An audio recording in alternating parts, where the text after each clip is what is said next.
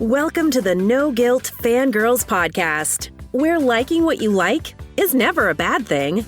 Here's your host and head fangirl in charge, Patty Holiday.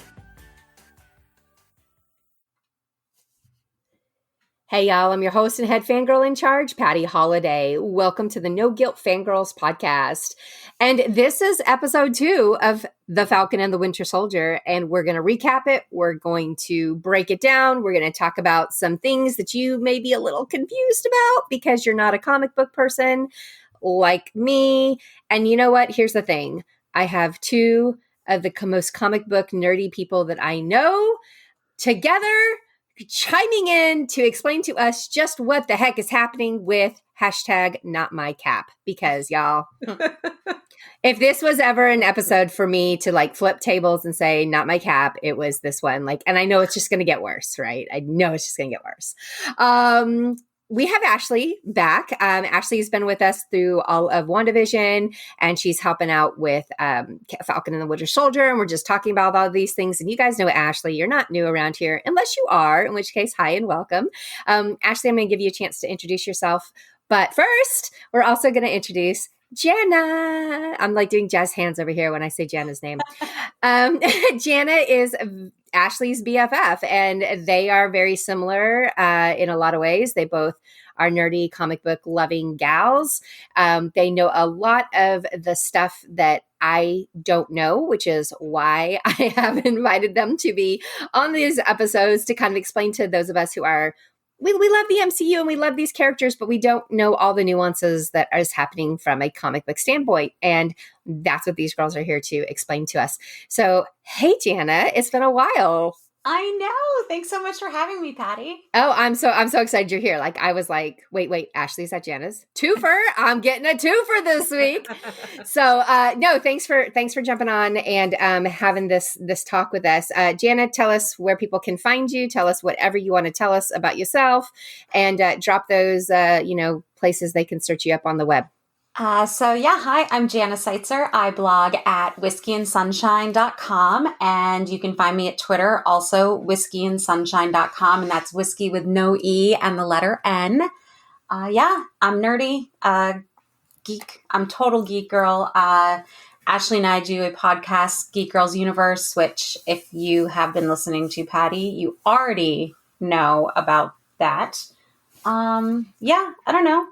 That's all you need to know, right? That's I'm friends with these gals. That's right. That's the hot topics that we can get covered. And Ashley, go ahead and tell us where people can find you too. Hey friends, Ashley Saunders. You can find me at with Ashley and Co. CBR.com and on Twitter at that Ashley Aaron. Yep. That's where we can. Oh, and wait, what did you guys say your podcast name? Jana did. So Geek Girls Universe. Okay. Just want to make sure that we got that thrown out there. Cause if you're listening to this podcast, you might want to wander over and listen to their podcast. Cause they're really cool and all that. All right. So this is how this works. We start talking about, the episode, and they just basically are going to break it down, run down from the beginning. We're going to do a recap of it. I'm going to insert all the times that I got mad at this jerk who's wielding the shield that should not be wielding the shield. So, girl, that's a whole podcast in itself. In this episode, I will be playing the part of Bucky Barnes. Thank you very much. All right. And one note, like we all 3 of us are big Team Cap. So while we're 100%. While we're super excited and we absolutely love Falcon and the Winter Soldier, and that we get a little bit more of the Cap kind of vibe action. This is also kind of a little heartbreaking because it's not our Cap. And I'm at peace with Steve Rogers, not coming back into the MCU right now. But this is also, I truly feel both Bucky and Sam's like stress levels at this time, because we're feeling those too. I feel like, they're portraying some of what our angst is as the audience. And, for the first time, ladies, I had to actually pull a Stark. I put myself in Tony Stark's, the words came out of my mouth that said every single time this guy says Bucky. Every single time Not My Cap says Bucky, I want to punch him in his perfect teeth. Because you don't get to, that's Mr. Barnes to you. Like, you don't get to call him Bucky. That is not your place. Same thing. Okay. All right. So let's go ahead and start. Ashley, go ahead and kick us off. Jana, chime in however you guys want to make this work. And let's run it down. Okay. Well, first of all, the title of the episode was The Star-Spangled Man, which when I saw that, I immediately got angry. Texted Jana because she wasn't ready to watch it yet, and I'm like, dude, the title, I'm so angry. Because if you don't know, that is Captain America's theme song written by the legendary Alan Menken for the first Avenger. It is not this guy's song. Okay, let me be clear. And it was one of those moments when the music starts, because first they say it, somebody says something calling him the Star-Spangled Man, but then Marvel like kicks it up a notch, and they have a marching band playing a version of the 2000s version of our old Star-Spangled Man from that first Captain America, the first Avenger. And I loved it. I loved this new version. I didn't like who it was for, but I loved that they took it and they updated it and they brought it, back. So it was a cool callback on multiple levels right then and there. And I'm like, Marvel, why are you so smart? Like, you think of all the little small touches. I love you so much. But anyway, so yes, the Star-Spangled Man. All right, go for it. Okay, so there was that. But then we actually got into the show, and it opens with Not My Cap, John Walker, in the locker room, reliving his glory days, bragging about how he's been captain before, and then his girlfriend or wife or whatever is all like, they're going to love you. And I'm like, but they're not. I'm not. Yeah. So like you said, his buddy Hoskins calls him the Star-Spangled Man with a plan. He's like, that's the job, man. It's the job. And then the Marvel Studios logo plays over the band version of the song. And this guy comes running out onto the football field, high-fiving, doing autographs and selfies. I threw up a little. And where it really grated me was the fact that Steve Rogers never loved that pomp and circumstance that they forced him into with those like rallies and events that he had to attend as the Star-Spangled Man. But this guy's all like, yeah, like loving life. And I'm like, ugh, you disgust me. But anyways. It's definitely, and I think obviously, again, Marvel's not dumb. They are giving us that juxtaposition, let me spit out the word, between old Cap and new Cap, right? And making it very clear that this is not Steve Rogers, that his personality and even I could excuse and be like, well, we are talking, 2021 here. So of course he's going to take selfies with the fans. Like that's what we've all been on red carpets. We want the selfies with the, I mean? So like, I get it. But at the same time, it totally grated on my nerves. It was just this little like, every time he did something that was just not what I wanted. It was like every second he was on the screen. Truly was a lot. It was a lot.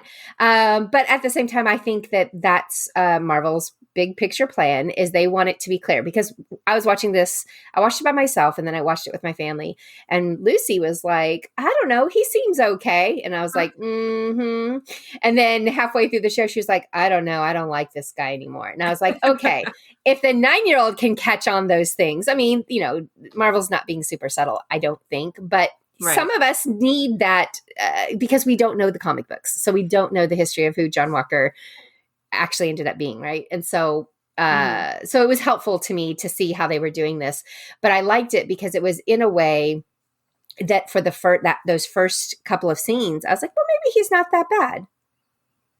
I will say that while I'm 100% team Not My Cap, and I dislike him entirely, and I do think he's not the person people may think he is, whether you know the comics or not. those first initial scenes were like where you see him in the locker room and he's feeling like he may not do a good job and he wants to live up to the expectations that have been set for him. And he's talking to his, wingman buddy there.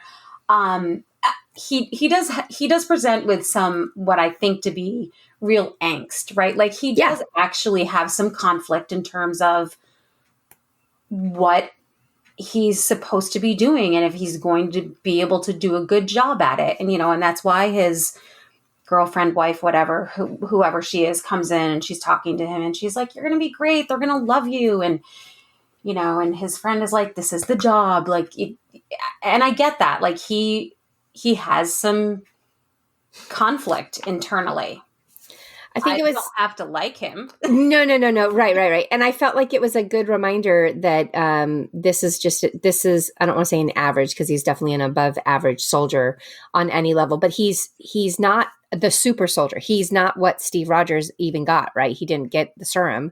At least unless I missed that somewhere, right? He's not super soldier, is he? I kind of have a theory. Theories. Oh, okay. Well, we'll get to your theories then. We'll get to your theories. But in this beginning part, we're presenting that he's an exceptional soldier that's been plucked up and put in this position. And so, yes, you're exactly right. And I felt that, and I think that's why.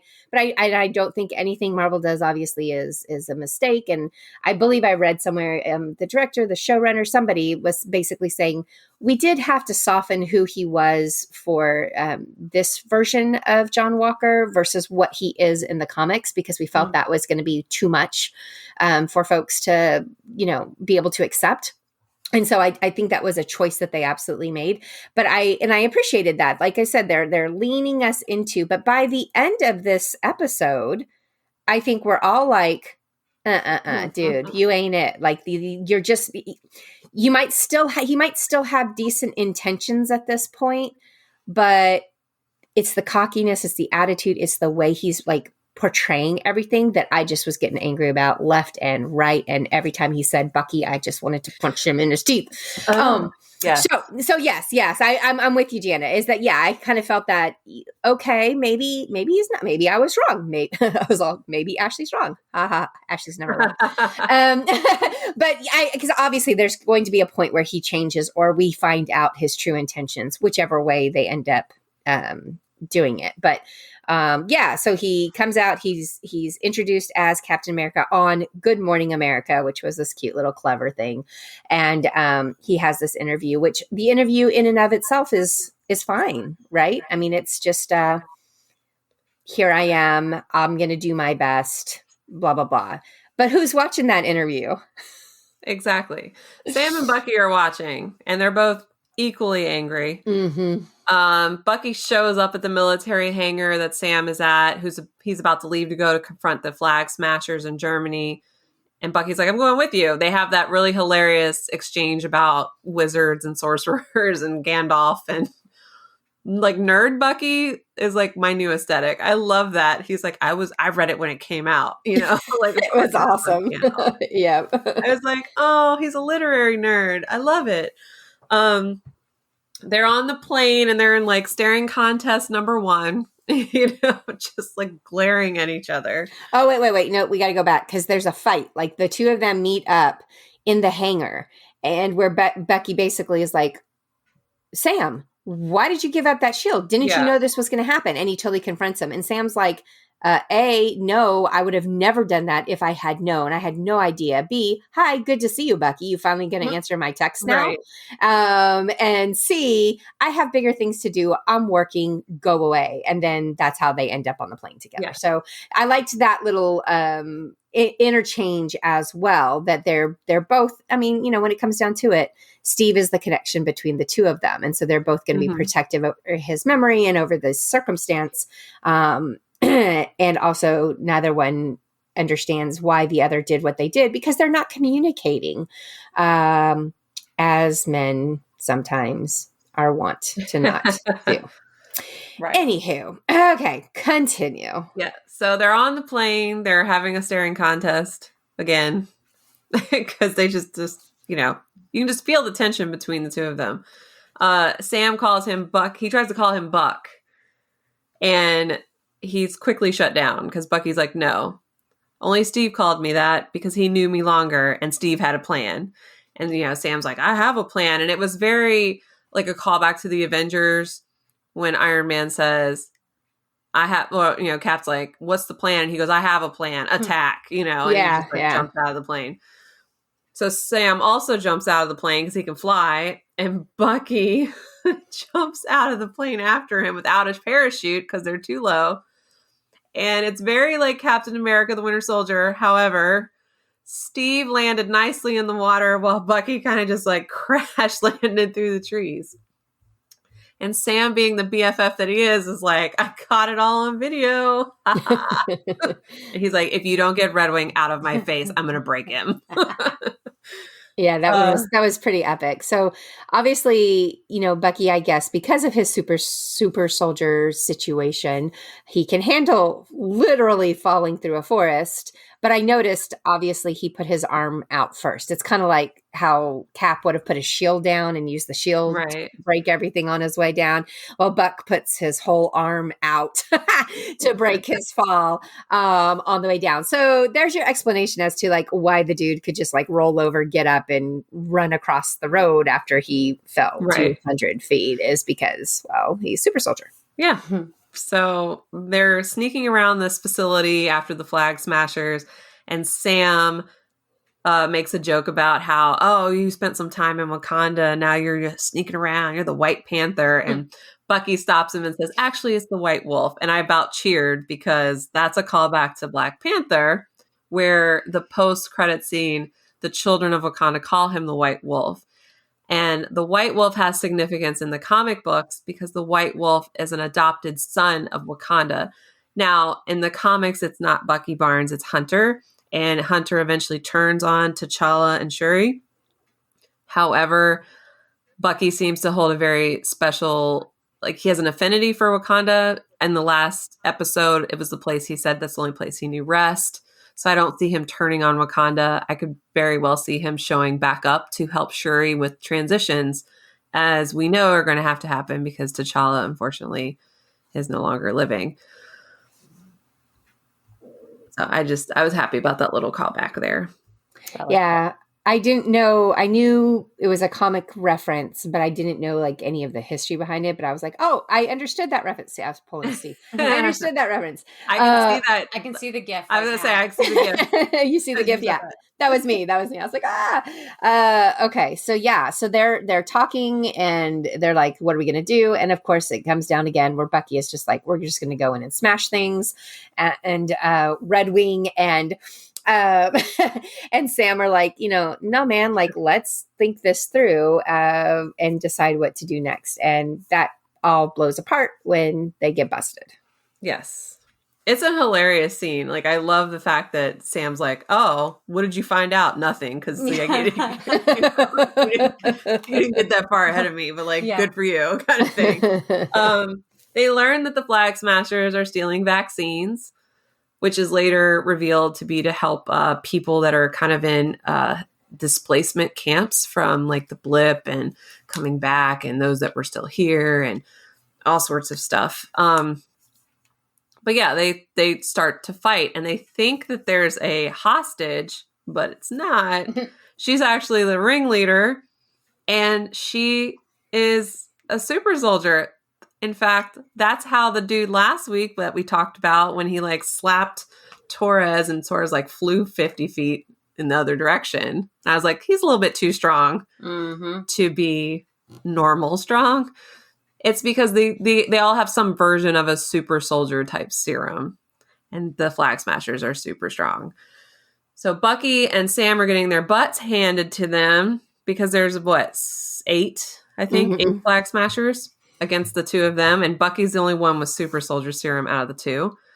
And then fake Cap and his fake friend show up, and he's all like, hey, I'm the new Captain America, what's up? And I'm just like, ugh.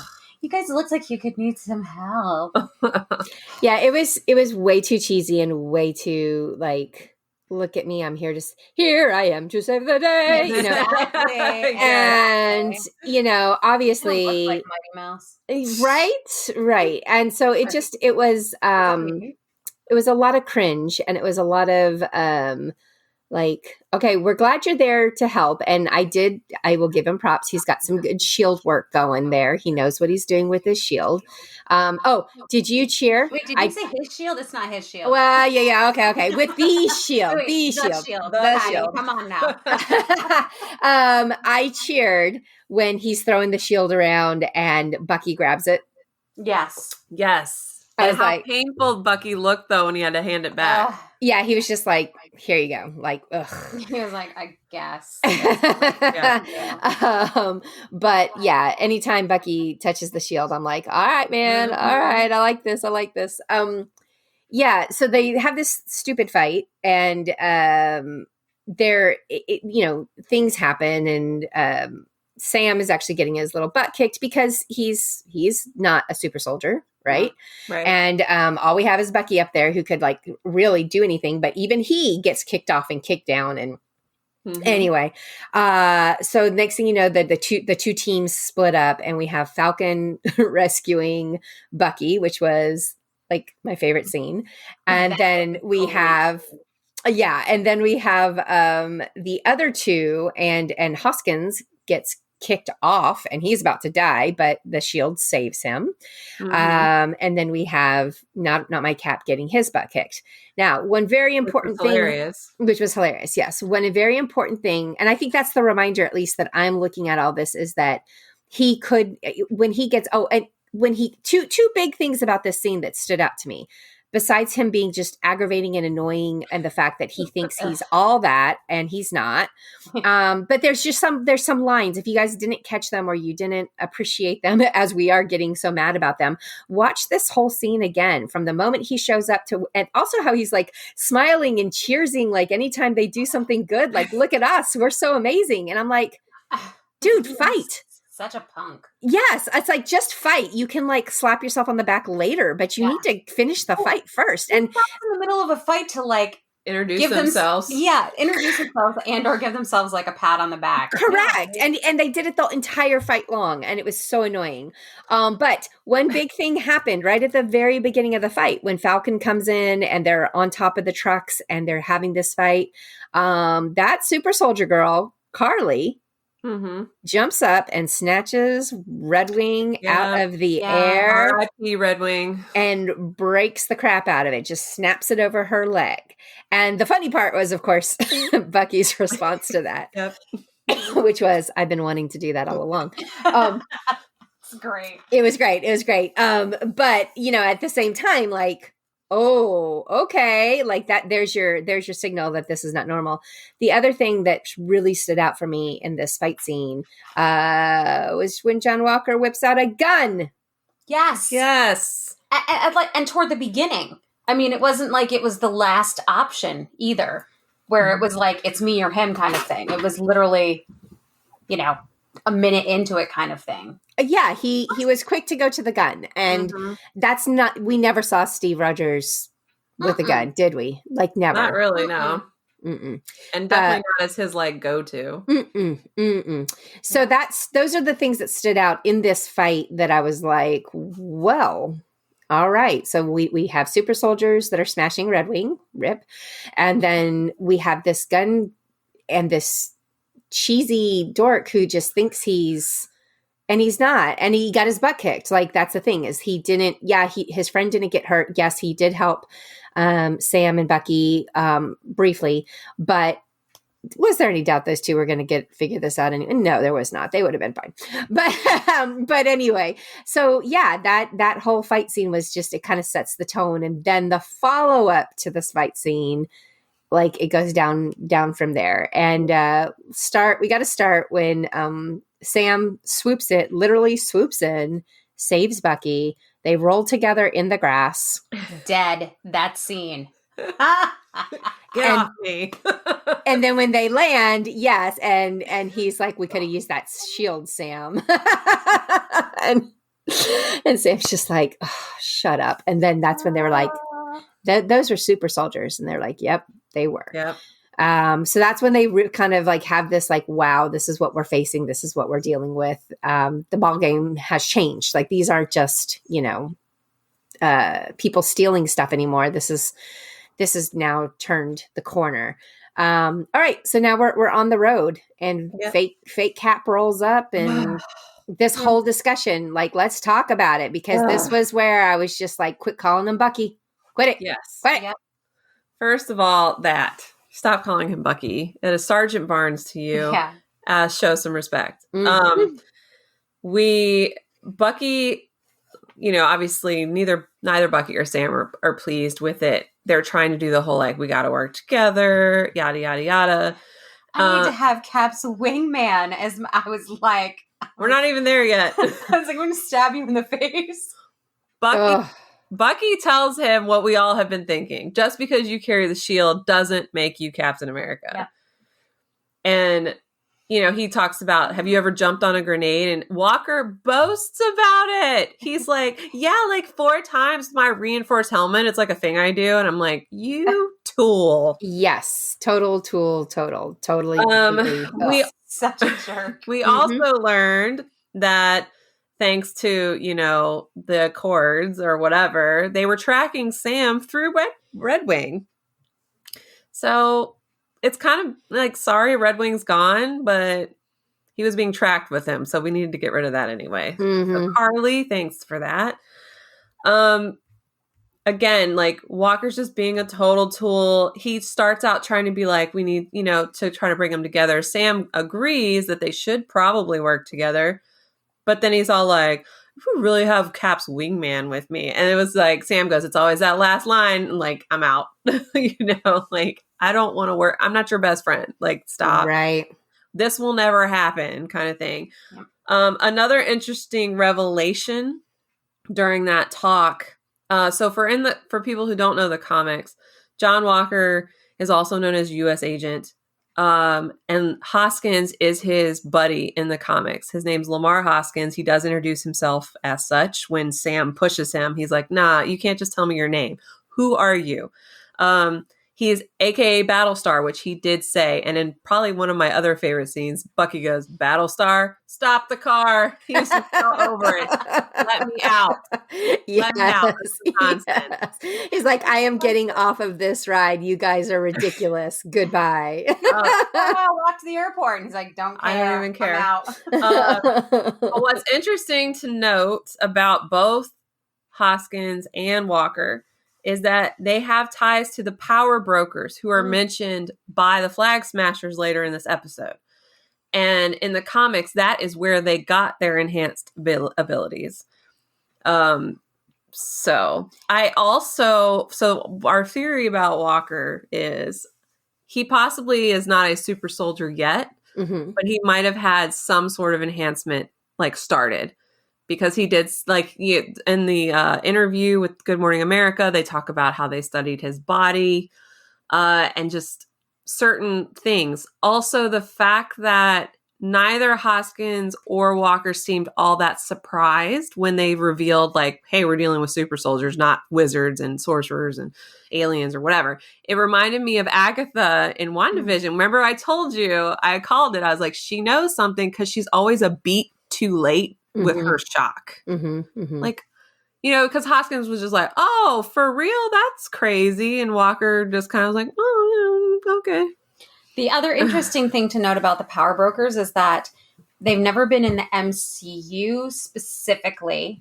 However, in Jessica Jones, so for those of you who don't necessarily know, not officially MCU canon, but on Netflix, it's a Marvel show.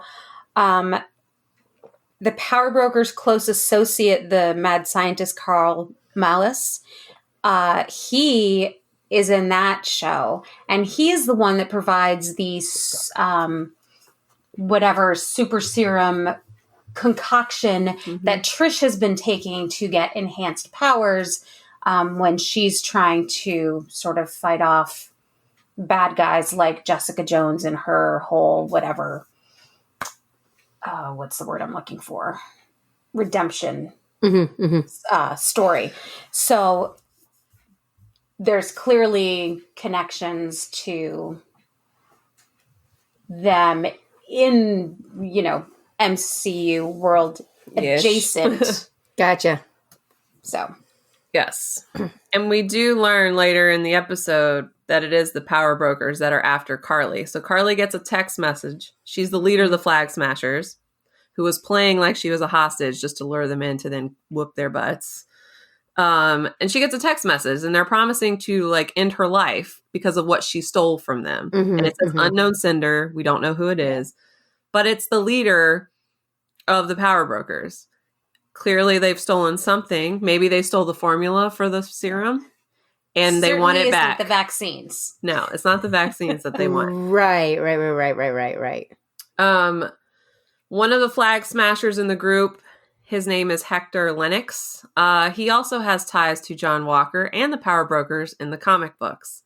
So I found that interesting because, again, we've talked about this. Marvel, when they actually give a name, there's usually a reason for the name. Bucky and Sam have a conversation about the shield. Bucky's like, dude, we're just going to take it. Let's just take it. And as much as I'm like, yes, take it, Sam is right. You know, the last time they did that. Do I need to remind you what happened the last time? Yeah, that's basically what happened. Sharon is now a fugitive, which that kind of gave her backstory from where we last saw her in Civil War. Sharon Carter is a fugitive from the government for giving Sam his suit, Steve his shield. Which, by the way, all right, here's the callback. If you need to see one of the cutest, most adorable, most moments in all of the MCU, go and find this scene on YouTube because it's my favorite Sam and Bucky interaction because they are just like cheering on their boy as he finally kisses Sharon Carter. It's adorable. But also, can you move your seat up? Yeah. And can you move your seat up? No. I will say that whole scene, though, in his defense, like they're in like a Volkswagen Beetle or something, right? He probably did not have much room. Oh, that's not the point. That's not the point. The point was he was said it even if it would have been like an SUV. Like an SUV. No. Yeah. He would have been like, nah, can't do it. Yeah, it was good. It's seriously one of my favorites. Go find that scene on YouTube because it's so good. Or just watch the whole movie. Watch the whole movie. When they grin while watching Steve, I love it. And then he looks at them like, guys, you're embarrassing me. I'm so embarrassed. Yeah, it's very endearing. And I think it was actually when I saw that scene, I was like, we need a spinoff with these two guys. Well, and here here we are. I mean, Kevin Feige listens to me. Let's just be real. You guys know it. In the universe. Thank you, Patty. Yeah. But yeah, no, I loved that. Make sure you also put in the universe that Loki needs to somehow live to continue on. Oh, for sure. I will throw that out there. Absolutely. All right, yes. Good. Yes. Just checking. Manifesting all over the place here. So Bucky, they're like, he admits that yes, they can't just like steal his shield back, but that they need to do something. And he takes Sam to see a man in Baltimore, Maryland that he knows from his past. Now, what's interesting to note, there's several interesting things about this scene. One, the gentleman's name is Isaiah Bradley. In the comics, he was the Black Captain America, and he was I don't want to say created, but he was experimented on, honestly. So Marvel kind of took on the Tuskegee Airmen experiment, if you know that from history. And just a side note, guys, for those of you who don't do comics and don't know, the Marvel comics were very progressive and very liberal in a lot of ways and called out a lot of bad crap that was happening in the 60s, 70s, 80s. So yeah, I did not know this tie-in, so my ears perked up when you said that, but I just wanted to throw that out there that for those that weren't aware, because you're like me, just not a comic person, a lot of this is not, just a 2000, like a view of the 2000s where we're trying to do better, be better, Me Too movement and all that stuff. Like this is a history of what Marvel Comics has done all along. So it's not just, liberal Hollywood trying to be that way. Marvel's always been that way, is my point. Okay. Exactly. All right. Continue. Okay. So this was Marvel's kind of response to the Tuskegee Airmen experiment, and it was called Project Rebirth.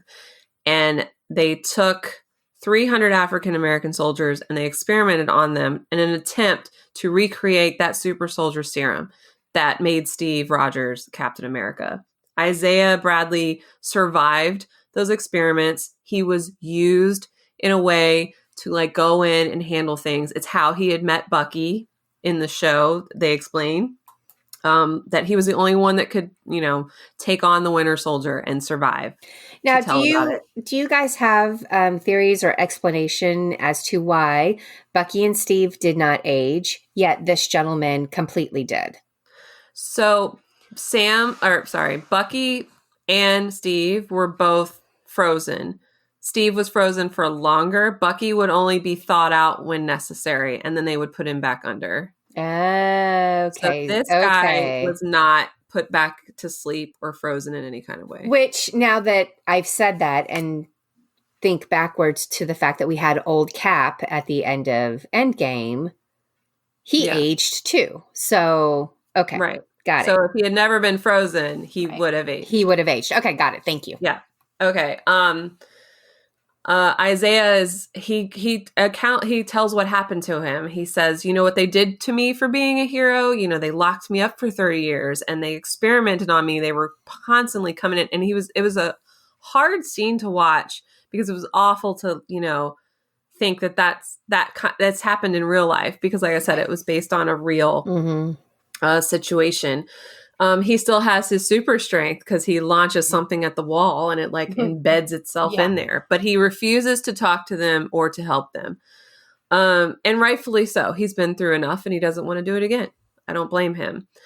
The other interesting thing about that exchange is that his grandson who answered the door is Eli Bradley, and Eli Bradley is Patriot of the Young Avengers. Okay, now we keep talking about Young Avengers. Jana, give us an update on what we think is happening. Okay, so back up. Marvel has not. The MCU has announced a whole slew of stuff that's coming out over the next year and a half, whenever COVID finally lets us have these things. Yes. All right. And so nowhere on that list is anything about the Young Avengers. No, it's still however speculation. Yes. We've been growing a list of that's Avengers. okay. Young Avengers. So that's the thing. So tell me what the story is about. Like, why should we get it? I mean, here's my non-comic book reading point of view. The Young Avengers are like all of the teens, tweens, whatever, the kids of our Avengers superhero folks who band together for some reason, get together and, create their own team of some sort. I don't know who, I don't know the why, I don't know anything, but what we're talking about is like possibly Tony Stark's kid, Kate Bishop, who's not Hawkeye's kid, but she's Hawkeye's training, right? Like she's not. It's just his trainee. Yeah. Just his trainee. Okay.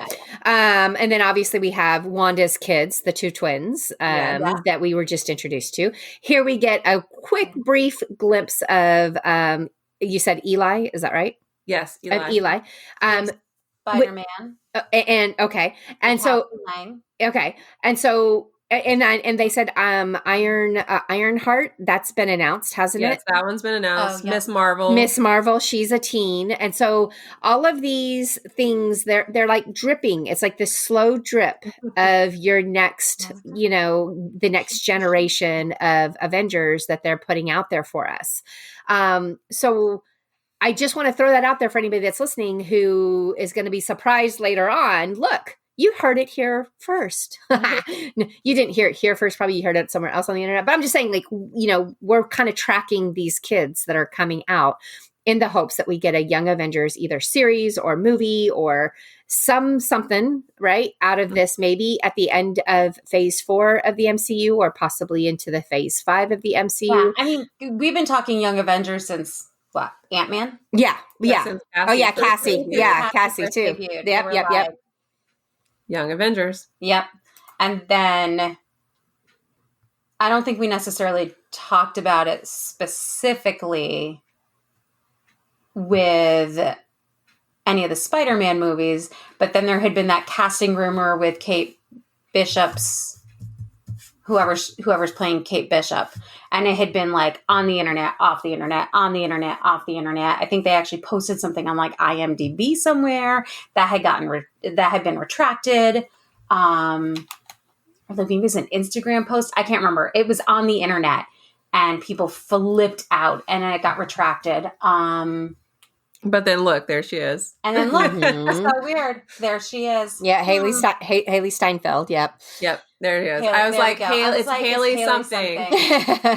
Yeah. Yeah. So what is the history of the Young Avengers? Like, am I close I mean, that's my guess, just based on what I know from movies and like obviously who these people are, and people say Young Avengers attached to their name. So honestly, Ashley can do a much better job at telling you the history. Like, because I don't really know like that. I mean, that's the basic gist of it, but I don't know what the official impetus was for their creation. So it was kind of started by Reed Richards' son. Oh, yes. Like it's a whole Nathaniel. And they've had various members throughout the years, but like what I said, we've definitely, Eli is one of them, Kate Bishop's another, Ironheart, basically, like you said, all the young ones. Mm-hmm. And they don't necessarily have to be children of the current Avengers, although it helps. There's some of them are, yeah. But like, for instance, like Riri is not a child of an Avenger. Mm-hmm, mm-hmm. And technically Eli's the grandson of, Isaiah. But I don't know if they would count Isaiah as an Avenger kind of thing. Okay. So, it was about Kang. Yeah. See, yes. And it involves, and with it involving Kang the Conqueror, their kind of origin story and dealing with him. Kang's coming in the new Ant-Man movie. They're just stacking this stuff up. Okay. All right. Yeah, I think that's why there's been no official announcement, because they're going to wait until they get all the pieces on the board, get all the puzzle pieces together, and then it'll be like, aha. Okay. All right. Yeah. Coolio. All right. So, okay. I like the theory. I like it. So we have this introduction of what happened with this black superhero or super soldier who was treated terribly. And interestingly enough, he keeps looking at Bucky and saying, your people did this to me and you did this and whatever. And what I liked was when they left the house, because he basically kicks them out. And Sam and Bucky are continuing their conversation out on the street, and they're kind of going this back and forth. Sam is interpreting it as from a black man's point of view, like that you were treated differently because you're white than he was treated because he's black. And like, this sucks. But then at different times, Bucky would say things like, well, he kept saying, your people did this to me, or whatever. And Sam's like, oh, that's, I don't think that's exactly what he meant. Like, don't take it like as your people as a white person. He's like, no, he was talking about Hydra. I was Hydra. And that's what he was referring to. And I was like, ooh, okay. We forget that like Bucky was so entrenched in Hydra at the time. I forget. Maybe nobody else does. But anyway, so they're out on the street now and they're having this kind of heated discussion. And the Popo quotes show up. Like, what's up with this? I was so just angry, because that's real life. And also I knew the show was going to tackle race issues because they said it. Anthony Mackie said it. The showrunners have said it. I know that there were some articles coming out after the first episode going, they're not talking about it enough. And I'm like, dude, it's been one episode. We had a whole conversation because I had found an article and I was like, are you kidding me right now? I was like, how can you say they're not doing this? It's one episode. Exactly. I was like, come back after the 6th episode and then you can say they didn't do X, Y, or Z. But I was like, how can you address a whole show when you've seen one episode? So they're in a Baltimore, they're in Maryland. I'm from that area like you are, Patty. It's like, we're from the DMV. Like, that's a predominantly black neighborhood. However, because Sam is black and he's arguing with Bucky, who is white, the police are like, oh, is this gentleman bothering you, white sir? And I'm sitting there just angry. I'm like, first of all, Jana pointed out to me, she's like, Bucky's the weird one out, right? The odd man out. Because, it's a predominantly black neighborhood. What are you doing in that neighborhood, bro? But it's Sam who gets accosted because, he's just living while black. Yeah. And Bucky goes, "Are you kidding me? Do you not know who he is?" And then just like with the banker, they're like, "Oh, it's Falcon. I'm sorry. I didn't recognize you." Blah, blah, blah. Mhm. And vomit. That just vomit. So But Bucky is arrested because he missed his court-mandated therapy that is part of his pardon. So he gets arrested. So now we're at the police station. We laughed over this because Bucky, super soldier. Put him in handcuffs? Yes. Yes. Wakandan Yes. arm. Wakandan arm and all. And he's like, yeah, you can put the handcuffs on me. Like, sure, whatever you want, man. Exactly. Let them put the handcuffs on because let's be real. You cannot put the Winter Soldier in I was handcuffs. like, do you guys even know what you're doing? It was just a little chuckle that I got because Yeah. it was adorable. Baltimore I was like, police, I'm patting you on the head, honey. You're adorable. Right. Oh, you're being compliant. You're so cute. Yes. So he's arrested. We're at the jail, and Sam's there, to try to help him get out. Which again, these two guys, they're oil and water. They hit heads. They bump heads quite a bit. But at the same time, when it comes down to it, they're going to have each other's back. And I think that we're starting to see like little bits of that, like adding up together, how they both got out of that Jeep and walked away from the fake Cap and his crap that he was, spewing. And then when they have this discussion and Falcon's getting, accosted by the cops, and Bucky's like, dudes, he stands up for him. And then when Bucky gets hauled off, Sam's there for him. So like, I'm just saying like these little, pieces where we're starting to see them appreciate each other more. And I think eventually, hopefully by the end of this, they'll be full-fledged bros. At the end of the day, they kind of have a common goal and they have a common respect for Steve, I think, is Yeah. what actually holds them together when they really can't stand each other. Yep. And then because of that respect of Steve and their friendship with Steve, they're both mourning that loss, right? Like, so there's all these pieces, but at the end of the day, Steve is the connection. Yep. So they're in the police station. Dr. Rayner, who is Bucky's therapist, walks in and Sam's like, "Thank you so much for getting him out." And she said, "I didn't do it." And then John Walker walks in like, "Hey, I got him out. And oh, by the way, doctor, I'm going to need to work with Bucky some more. So he's not going to be able to make your appointments. You're just going to have to like free him up." And she goes, "Excuse me? Like, who authorized this?" And he points to himself. He's like, "I did." And I was so mad. Just again, you are not Steve Rogers. Yeah, I mean, They're himself like, I authorized it. And Steve never would have done that. No, not ever. Never in a million years would he have taken upon himself to be like, let me just get this guy out of jail, whether I know him or not, and be like, I'm just going to add him to my team. And there's, because I can. Yeah. And well, exactly. And I think that this again was just this culmination in this episode of now his transformation from maybe kind of humble beginning at the very beginning to the fame is going to my head. I'm standing in the police station taking selfies with cops, and I'm getting the Winter Soldier out of jail because I'm such a big shot and I'm such a big deal. And oh yeah, I'm also getting him off the hook. He doesn't need to go to your little therapy appointments anymore because I say it's inconvenient for me to have that happen, and it's all me, and punch him in his perfect teeth. Yeah. So yeah. Before we punch him in his perfect teeth, Dr. Rayner's like, "Hey, as part of you being released, you need to do a therapy session now." And so Bucky's like, "Fine." And Sam's like, "I'll meet you outside." And she's like, "Nah, bro, you're coming too."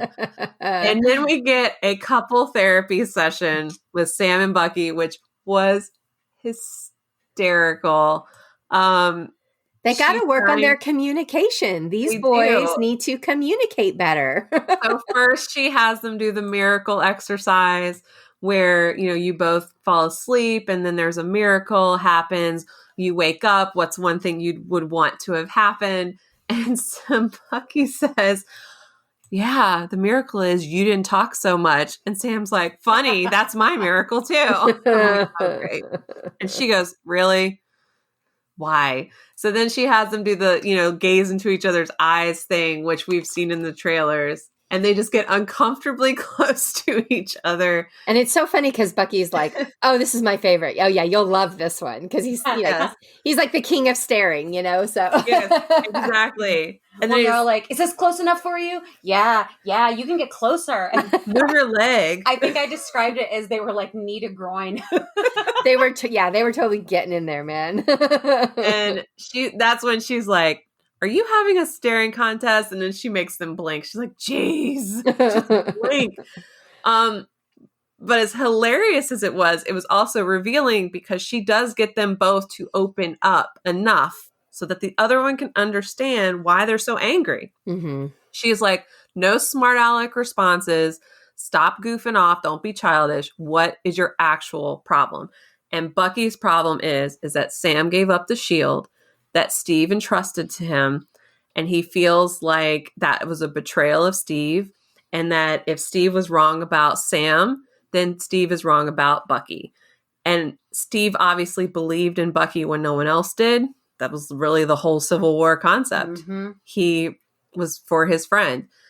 And even back to Winter Soldier when he refused to kill him, and he was like, do what you got to do, but I'm with you till the end of the line. Mm-hmm. He always had faith in Bucky when no one else did, including when Bucky had no faith in himself. Mm-hmm. So for Sam to kind of, let Cap down, that was letting Bucky down as well. But Sam comes back at him and is like, look, you and Steve don't understand why I would do what I did because you didn't live this life. Meaning, they're both white males. They have no idea what it's like to be a black man in America.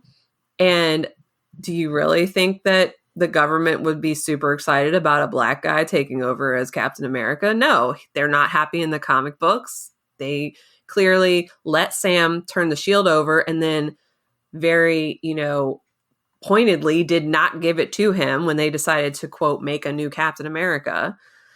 So I think that was a turning point for them in their relationship. I think the banter's still going to be there, but I think now that it's out in the open, like, this is why I'm so upset with you.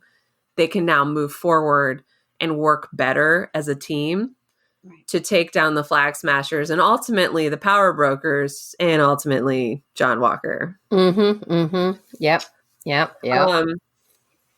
So speaking of the Power Brokers in Slovakia, the Power Brokers have caught up with Carly. She actually, her, cohort, I guess, says it's the Power Brokers. Like, we don't have time to escape now. They've caught us. So that's the confirmation that was already rumored to be happening. Definitely the Power Brokers are involved. And the one guy sacrifices himself. Carly gets away. But that's not going to keep the Power Brokers, away for long. They'll just keep tracking them because clearly they know how to. And then we get our nice big reveal of who's coming next week. And that would be one of my favorite villains because of how intelligent he is. But again, with that breakthrough at therapy, when Bucky says, look, when he says my people, he was referring to Hydra. Who alive knows more about it than Zemo? And Sam is like, are you insane? Are you just going to go sit in a room with this guy? Bucky says, yes, I am. And I think maybe prior to that therapy session, Sam would have been a little bit more like, nope, not doing it, not going with you. But he goes, all right. I mean, I guess, like, all right, we'll do it. Let's go. And then we cut to Zemo, who is still locked up inside the Joint Counterterrorist Center in Berlin. And what I loved about that scene was, one, the aria played. Oh, it was a Requiem. Yeah. A Requiem played. They showed the chessboard. Oh, so good. Which I love because Zemo is a master tactician. He's so smart. And they are pawns on his board. Mm-hmm. And he is waiting. And he's been biding his time. And we know he gets out because we've seen him out and walking around in the trailers. How did you pawns in a game that they don't know they're playing? Yeah, they are pawns in a game that they do not know they're playing. Yep. And Yeah. I am stoked for next week with Zemo. It was Zemo. Yeah. I'm still waiting for some Sharon Carter because she was made out to be like such a big part of this, and we still haven't even seen her yet. All they did was mention her. At least they mentioned her this time. But I'm seeing her next week too. Yeah, I do too. Yeah, I'm guessing that's when we're gonna finally get Sharon on the scene and find out what's up and where she's been and what's been going on with her. But she's been hiding from the government for 2 years because she stole a shield. That's right. That's right. Yeah. So this was a good, I liked the first episode. This one gave me a little bit more. It gives me a lot more to chew on with the whole John Walker situation. And then yes, Zemo, I know you're saying he's one of your favorite characters. He's one or villains. He's one of the villains to me that was like, I don't know, like a letdown villain. At the end of Civil War, the impact didn't hit me until much later, like what exactly he had accomplished. Right. He actually, he didn't, blow up the world or threaten nuclear or whatever, but he managed, as you pointed out, because of his brilliance and how smart he is about moving chess pieces, he managed to tear the Avengers apart. Without ever hurting any, like physically, causing anything to happen. So I found that he's somebody that has grown on me. So I'm throwing that out there as if you are like me and at first you're like, Zemo, who cares, right? Consider what he actually did go ahead and rewatch and watch particularly the end of Civil War and see the pain that Tony and Steve go through, and then how it changes the whole fabric of everything. And then how we roll into the next movie where they're not all together anymore. And it's all because of Zemo, right? And he did it all very, very skillfully. And without, like I said, he was like, I didn't have to harm anybody because they were going to do it to themselves. They did it themselves. Yeah. It's like he just sort of plants this idea and uses a little bit of manipulation tactics and again, master tactician. I think why I said he's a favorite villain of mine, my husband would agree with you because at first he was like Zemo, like he was lame. And I'm like, no. He accomplished what he set out to do. Look what he did and he's doing almost nothing. Exactly. And he's still alive.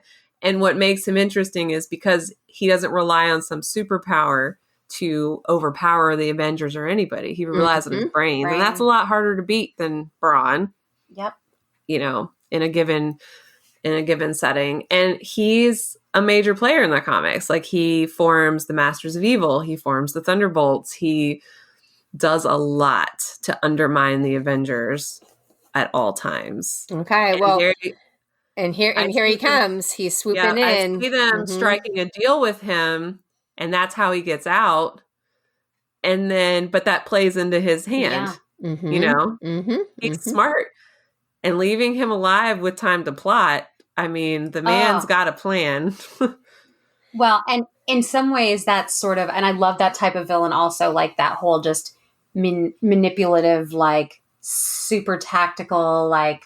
I'm just strategizing how I can play people in my head reminds me a lot. And I think I just have Jessica Jones on the brain at the moment because of the whole power broker connection. But Kilgrave in that show is very much like that. Like he is just a manipulative mofo and brutal. Yeah, I've been, we've been binge watching Criminal Minds. Yes. And I also, when I'm not talking about Disney and movies, I am busy listening to all the murder podcasts that are out there. Yes. Which is just a really weird thing that my two favorite things in life are Disney and murder. Nothing wrong with that. But yeah, that's where I am. That's where my head goes sometimes. My kids keep saying like, why do you like to listen to all this? I'm like, it's keeping me safe. It's going to keep you safe. I'm going to know how these people think. I'm going to know what to look for when we're out there on the mean streets of Springfield, Virginia. Anyway, my point being, that's what I do. And so Zemo kind of reminds me of like these serial killers, because in Criminal Minds, what happens is the serial killer thinks that they're smart and that they're going to outfox the BAU, which you cannot outfox the BAU. And they do stuff like, and they do stuff like that where they try to like make deals or whatever to like get out, but the BAU is always one step ahead, and they're like, yeah, we knew you were going to try that, so we let you think you were going to get away with it, but you didn't. So I'm curious to see if the team of Steve and Bucky are thinking ahead far enough to also like let Zemo think he's playing, like give him the out, give him, let him free to do whatever they think that he needs, whatever. But I'm hoping that in the end, they'll have the gotcha moment where we're like, we knew it all along. We had you, we had you all the way. So we'll see if by episode 6, if they pull a BAU or not. In my head, I would love to see that, but I kind of feel like that's not going to happen. I feel like it's not either. I feel like, and I said this with WandaVision too, and I will say with WandaVision, I actually felt like it got wrapped up very comfortably. I was very satisfied. I don't like being left on cliffhangers, and I was very satisfied with how they wrapped that up. I could see this one though being more of a cliffhangery thing where Zemo is still out there and he did get away with whatever, because then we got to bring Falcon and Bucky back at some other point in some other movie to help out in some other way. Because I hope, and at least by the numbers that Disney Plus put out, this is apparently the most watched Disney Plus show. I wasn't surprised, I guess, but in a way I was almost surprised because I sort of thought WandaVision would have been, just because it had been so long since we'd had Marvel content that was new. I think it was number 1 until Falcon. Soldier came out. Okay, that's true. Yeah, it probably was. and I like, oh, it's weird. Yeah, and I think that's the problem. Not the problem, but that was the hurdle that WandaVision had to get over. Was it was popular at first until people were like, "Wait, I don't get this," and they backed away until people really. And if you kind of follow the buzz and follow Twitter and follow our blogs, analytics tell us a lot. WandaVision has gotten stronger. As more time has gone by, as more people have either gone back to it or they've listened to all of us saying how amazing it is, you need to watch this, and blah, blah, blah. So it continues, like those numbers continue to grow, where I think Bucky and Sam were, like I said this before, the comfort food, right? This was our Marvel comfort food. This was what we wanted back in our Marvel lives. And so it didn't surprise me that the numbers were so big. But what does surprise me, or not surprise me, but what I find an interesting kind of correlation with it is like, it's not trending or not being talked about left and right all over the social media sphere as much as WandaVision did. And obviously, I think that's because this one looks to be a little bit more straightforward. We're not all confused by it, such as most of us were with WandaVision for the first 3 or 4 episodes, right? So I think it's interesting. But yeah, Disney came out and said, this is it. And so I am hopeful that by the end of this, I have no clue at all where they're going to take it or how they're going to wrap this up. But I know Anthony Mackie, I think, said in one of the press junket interviews something along the lines of, well, we'll see how people respond to my character to see what his future in the MCU may be. So I'm hoping that means he lives, because they could kill him off, right? They wouldn't do that to us, but I don't see that. Come on now. I'm just saying, Marvel, Marvel. But so I'm hopeful that means that also all positive signs point to Marvel finding more places to give us back more.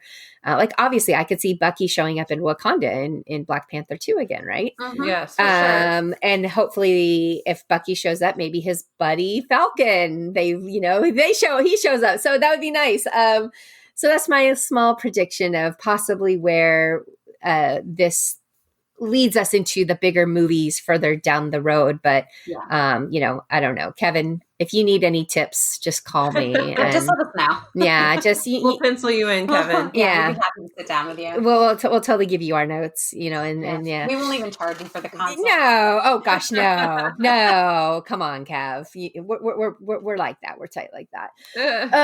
All right. Well, ladies, this was fun. And it was good to talk to both of you. Yes. Jana, you are welcome back at any time. So, if you're free in the next couple of weeks and you want to hop on, you let us know and just Girl, invite you know yourself it. in it. Okay. All right.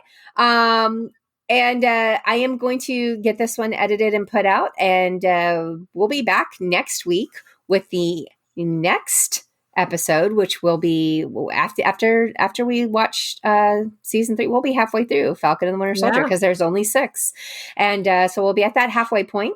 Hopefully we'll have some Sharon Carter sighting involved in this. And we'll go from there. Now, guys, it's no fun to fangirl alone. So please share with your friends, rate, review, subscribe, do all that kind of fun stuff. 5 stars, please.